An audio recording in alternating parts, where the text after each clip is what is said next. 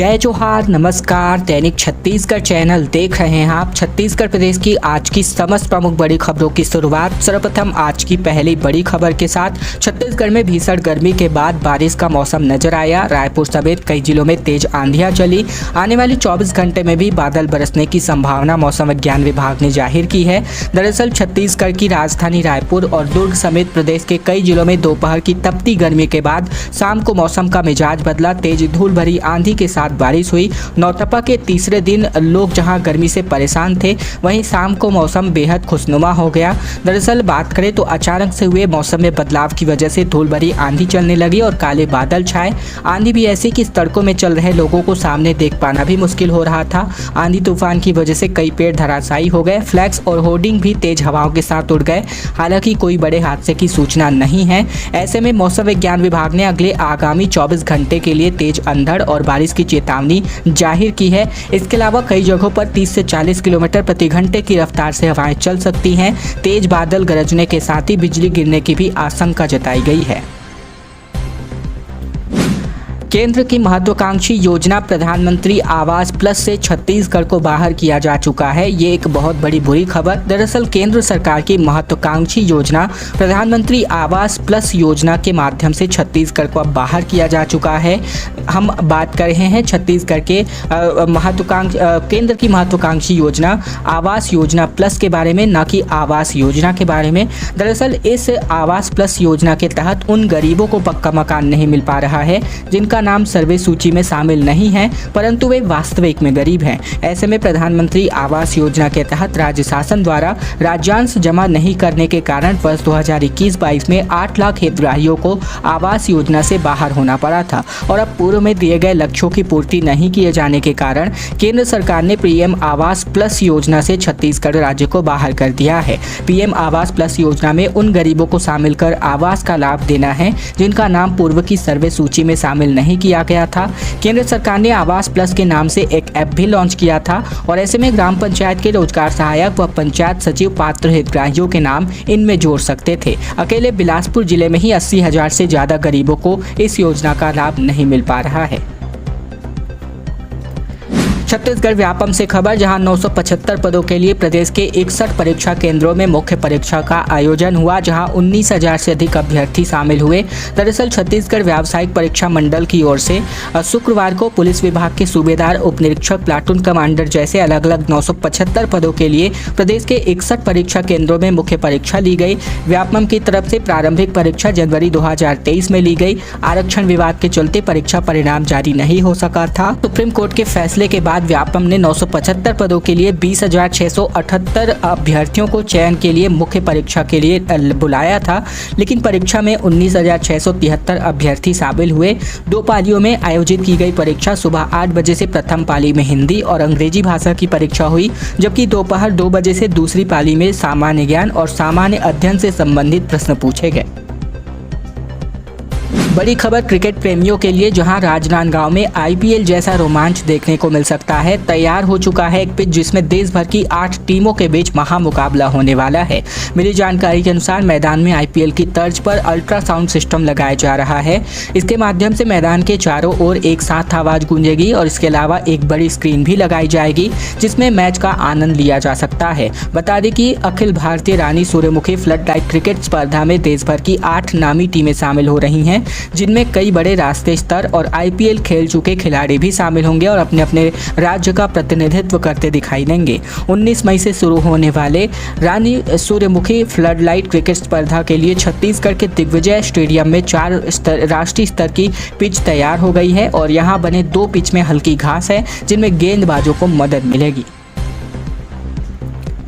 धर्मांतरण पर बस्तर उबलता नजर आ रहा है। ग्रामीणों ने कहा कि धर्म परिवर्तन करने वालों को मौत के बाद दफनाने के लिए जमीन भी नहीं दी जाएगी। छत्तीसगढ़ के बस्तर में एक बार फिर से धर्मांतरण को लेकर उबाल मचता नजर आ रहा है। जगदलपुर जिले के तोकापाल और लोहंडीगुड़ा इलाके में धर्मांतरण को लेकर उबाल देखने को मिल रहा है। ग्राम सभा में निर्णय पारित करके 17 बिंदुओं पर ज्ञापन कलेक्टर को सौंपने सैकड़ों की संख्या में ग्रामीण कलेक्ट्रेट पहुंचे। दरअसल तोकापाल ब्लॉक के बड़े आरापुर में हुई विशेष ग्राम सभा में कई गांवों के पटेल, गायता, पुजारी, पेरमा और कोटवारों के अलावा बड़ी संख्या में ग्रामीण मौजूद थे, जहां विशेष ग्राम सभा में ईसाई संप्रदाय के लोगों की ओर से किए जा रहे धर्म परिवर्तन को लेकर नाराजगी जाहिर करते हुए प्रस्ताव पास किया गया है। और अब इस धर्म को मानने वाले की यदि मौत हो जाती है तो इस पूरे इलाके में उन्हें दफनाने के लिए जमीन तक नहीं दी जाएगी। और अब खबर बिलासपुर से, जहां अरपा पार निगम बनाने के लिए जनमत संग्रह किया जा रहा है। 70 वार्डों में 22 वार्ड सरकंडा से हैं और विकास की दृष्टि से ये क्षेत्र उपेक्षित रहता है। दरअसल छत्तीसगढ़ की न्यायधानी बिलासपुर नगर निगम को विभाजित करके अरपा पार इलाके को एक नया अलग नगर निगम बनाने की मांग सालों पुरानी है। ऐसे में नगर निगम के 70 वार्डों में से 22 वार्ड सरकंडा के हैं और शहर के आधे से ज़्यादा हिस्से का विकास इसी वजह से रुका हुआ है। अरपा पार का इलाका उपेक्षित रहता है। आबादी के हिसाब से यहाँ 1,50,000 से लेकर 1,75,000 तक के करीब लोग रहते हैं और ऐसे में एक बार फिर से अरपा पार को अलग नगर निगम बनाने की मांग तेज हो गई है। इसके लिए जनमत संग्रह कराया जा रहा है। नागरिक सुरक्षा मंच के संयोजक अमित तिवारी के मुताबिक अरपा पार सरकंडा को बिलासपुर नगर निगम से अलग कर एक नया नगर निगम बनाने की मांग पिछले लंबे समय से की जाती रही है। मुख्यमंत्री भूपेश बघेल ने छत्तीसगढ़ के लिए 2,659 करोड़ रुपए मांगे हैं। नीति आयोग की बैठक में मुख्यमंत्री शामिल हुए। शहरों में मनरेगा लागू करने का सुझाव दिया गया। प्रधानमंत्री नरेंद्र मोदी की अध्यक्षता में नई दिल्ली में आयोजित किए गए नीति आयोग की गवर्निंग काउंसिल की 8वीं बैठक में छत्तीसगढ़ के मुख्यमंत्री भूपेश बघेल भी शामिल हुए। यहाँ मुख्यमंत्री ने राज्य से जुड़ी विभिन्न योजनाओं पर अपनी बातें और मांगे रखी। उन्होंने बैठक में कहा कि जीएसटी से राज्यों को राजस्व में हानि हो रही है, जिसकी भरपाई की स्थायी व्यवस्था दी जाए। इसके अलावा केंद्रीय करों में राज्य के हिस्से की 2,659 करोड़ भी जल्द देने का अनुरोध प्रधानमंत्री मोदी से मुख्यमंत्री भूपेश बघेल ने कहा। इसके अलावा सीएम ने कहा कि यहां कोयला और अन्य खनिजों की रॉयल्टी दर में भी संशोधन की मांग रखी। उन्होंने बैठक में कहा कि संशोधन नहीं होने से राज्य के वित्तीय हितों पर विपरीत प्रभाव पड़ रहा है। आयरन प्लांट्स में प्रोडक्शन कैपेसिटी के अनुरूप लौह अयस्क आरक्षित रखने की मांग मुख्यमंत्री ने प्रधानमंत्री से की। छत्तीसगढ़ में नौकरी पाने का एक अवसर आया है, जहां 210 पदों पर भर्ती होगी। 29 मई को प्लेसमेंट कैंप का आयोजन होगा। 10वीं पास भी इसमें शामिल हो सकते हैं। बिलासपुर में 29 मई को रोजगार ऑफिस में 210 पदों पर भर्ती के लिए प्लेसमेंट कैंप आयोजित किया जा रहा है, जिसमें युवाओं को प्राइवेट संस्थानों में नौकरी करने का मौका मिल सकता है। कैंप में शामिल होने के लिए योग्यता 10वीं 12वीं और ITI प्रशिक्षित होना बताया गया है। इनमें सिलेक्ट होने वाले युवाओं को 8 से लेकर 20,000 रुपये तक सैलरी दी जा सकती है। राज्य शासन की ओर से विभिन्न सरकारी विभागों में भर्ती के लिए प्रक्रियाएं भी चल रही हैं। इनके अलावा राज्य शासन ने कौशल विकास, तकनीकी शिक्षा और रोजगार एवं प्रशिक्षण विभाग रायपुर के निर्देश पर भी प्रशिक्षित बेरोजगारों के लिए प्लेसमेंट कैंप आयोजित किया है। छत्तीसगढ़ व्यापम एक और जहां मुफ्त में परीक्षा फॉर्म भरवा रहा है, वहीं दूसरी ओर परीक्षा शुल्क तो माफ़ किया गया है, लेकिन आईडी को ठीक करने के नाम पर 200 रुपये वसूला जा रहा है। दरअसल प्रदेश में प्रतियोगी परीक्षा की तैयारी करने वाले अभ्यर्थियों को मुख्यमंत्री भूपेश बघेल ने परीक्षा शुल्क माफ़ करने की सौगात दी थी और ऐसे में सीएम के इस निर्देश के बाद CGPSC और व्यापम ने आवेदकों से आवेदक शुल्क लेना बंद कर दिया है। लेकिन व्यापम द्वारा जारी एक निर्देश में अभ्यर्थियों को परेशान किया जा रहा है। अभ्यर्थियों से शुल्क नहीं लेने वाला व्यापम के जिम्मेदारों ने आवेदनकर्ता की फॉर्म भरने के दौरान हुई गलतियों को सुधारने के नाम पर 200 रुपये की मांग की जा रही है। आवेदकों को पैसे देने के साथ ही अटल नगर स्थित व्यापम के कार्यालय पर अपनी गलती ठीक कराने के लिए पहुंचना होगा और व्यापम के इस निर्देश का अब परीक्षार्थियों ने विरोध करना भी शुरू कर दिया है। दूसरे जिलों के आवेदकों को यहाँ पर सबसे ज़्यादा परेशानी होगी, क्योंकि अगर अपनी गलती कोई भी सुधरवाना चाहता है तो इनके लिए उनके समय पर साथ राशि भी बर्बाद करनी होगी। व्यापम के अधिकारियों से इस संबंध में चर्चा करने की कोशिश की गई, लेकिन उनके वरिष्ठ अधिकारियों ने निर्देश बोलकर अधिकृत जानकारी देने से मना कर दिया। एक बड़ी खबर भिलाई से, जहां फ्लिपकार्ट से डिलीवरी देने के नाम पर सामान मंगवाया और 45 लाख ठग दिए गए। ये कंपनी को कहा कि हमने माल सप्लाई कर दिया, फिर खुद इस माल को लेकर भाग गए।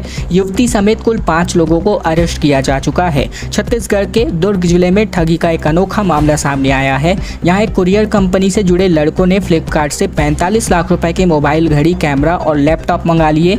उनके बाद उनकी डिलीवरी लेकर सारा सामान गाड़ी में भरकर फरार हो गए। डिलीवरी के बाद जब कुरियर कंपनी में पैसा नहीं पहुंचा तो संचालक ने इनकी शिकायत धमरा थाने में की। पुलिस ने अपराध दर्ज करके 72 घंटे के अंदर 95% माल बरामद कर 5 आरोपियों को गिरफ्तार किया है, जिनमें से एक लड़की भी शामिल है। एसपी डॉक्टर अभिषेक पल्लव ने बताया कि जैसे उन्हें इस मामले की जानकारी मिली, उन्होंने तुरंत एक स्पेशल टीम बनाई। जांच में पता चला कि जामुल थाना क्षेत्र निवासी अमर मंडल ने अपने दोस्त अरविंद के साथ मिलकर इस वारदात को अंजाम दिया था। बीजेपी प्रदेश प्रभारी 4 दिनों तक बस्तर के दौरे पर रहेंगे। छत्तीसगढ़ में सरकार बनाने ओम माथुर बस्तर का समीकरण बनाने आ रहे हैं। कार्यकर्ताओं की बैठक भी ली जाएगी। भाजपा के प्रदेश प्रभारी ओम माथुर आज बस्तर पहुंचेंगे। 28 से लेकर 31 मई तक बस्तर में डेरा रहेगा। अलग अलग विधानसभा में जाकर समीकरण जानने की कोशिश की जाएगी। वहीं बस्तर की सारी 12 विधानसभा सीटों में जीत दर्ज कर प्रदेश में भाजपा की सरकार बनाने का रास्ता खोला जाएगा। साथ ही सभी जिलों में सिलसिलेवार जिला स्तरीय और विधानसभा बैठकों में शामिल होकर कार्यकर्ताओं से सीधी बातचीत की जाएगी। 1 महीने के अंतराल में भाजपा प्रदेश प्रभारी ओम माथुर का ये दूसरा बस्तर प्रवास होगा। पिछले महीने 26 से 27 अप्रैल को वे बस्तर आए थे। दिल्ली के फैशन शो में छत्तीसगढ़िया अंदाज देखने को मिला। मुख्यमंत्री के सलाहकार गौरव द्विवेदी ने रैंप पर नजर आए। कोसे की साड़ी और कुर्ते पहनकर मॉडल्स ने यहां पर वॉक किया। छत्तीसगढ़ में बात करें तो अपना विभिन्न अंदाज जो है छत्तीसगढ़ में फेमस है और ऐसे में दिल्ली में छत्तीसगढ़िया स्टाइल का जलवा देखने को मिला। दिल्ली में हुए फैशन वीक में छत्तीसगढ़िया कोसा पहन करके मॉडल्स ने रैंप वॉक किया। खास बात ये रही कि मुख्यमंत्री भूपेश बघेल के सलाहकार गौरव द्विवेदी भी छत्तीसगढ़िया कोसे पहनकर मॉडल्स के बीच रैंप वॉक करते नजर आए। इसके अलावा गौरव द्विवेदी ने बताया कि दिल्ली में हुए इस फैशन शो के दौरान छत्तीसगढ़िया ब्रांड बिलासा को प्रचारित किया गया। चुनाव के पहले प्रमोशन की तैयारी हो रही है, जहां 7 एएसपी होंगे आईपीएस, 15 डीएसपी, 18 टीआई व एएसआई रैंक के 25 से ऐसे ज़्यादा अधिकारी हैं जो यहां पर प्रमोट होने वाले हैं। राज्य में चुनाव के पहले सीनियर एडिशनल एसपी से लेकर के एसआई व सीसी रैंक के 100 से ज़्यादा अधिकारियों को प्रमोशन की कागजी प्रक्रिया शुरू कर दी गई है।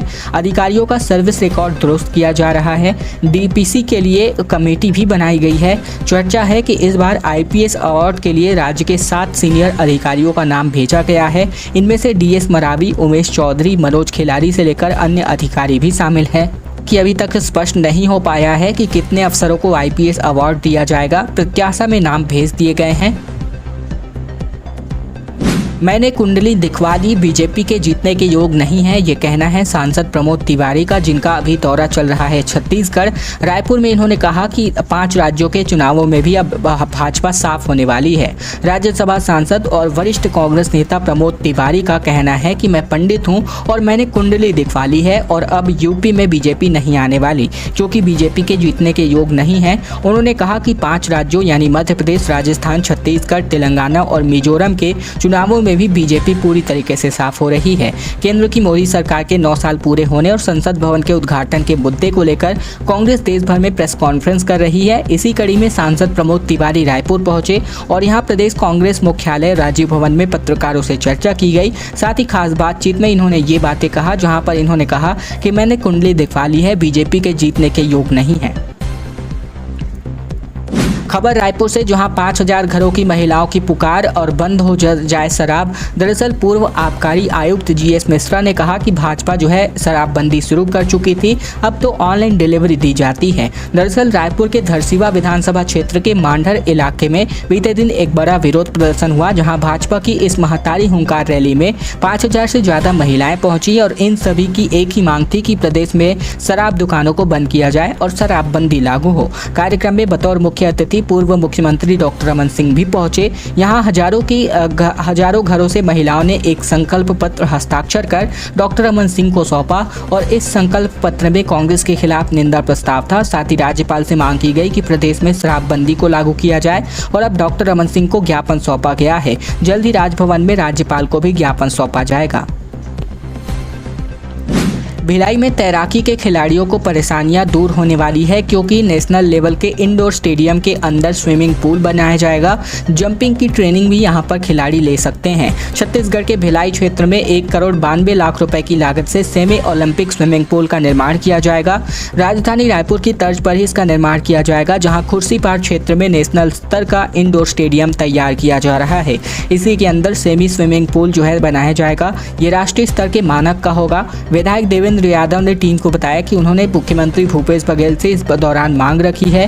मुख्यमंत्री ने उनकी मांग को माना है और शासन से इसकी स्वीकृति मिल गई है।